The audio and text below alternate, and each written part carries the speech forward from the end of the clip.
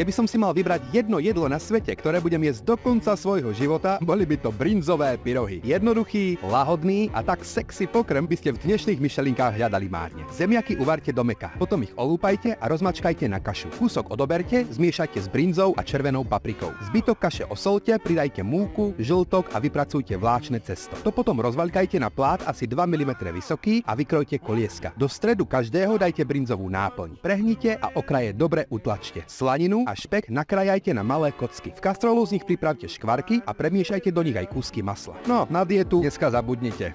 Pyrohy uvarte v osolenej vode a po uvarení ich hneď premiešajte s trochou výpeku so škvarkou. Nasekajte si pažitku a hurá na tanier. Rozhodne nezabudnite ani na zakysanú smotanu, pretože bez nej by to nebolo ono. No jo, tie naše babičky vedeli ako na to. Recept pridávam na môj blog pavelberky.com. Ani nemusím hovoriť, aby ste ho vyskúšali. 100% už vyťahujete brinzu z chladničky. Tak sa majte.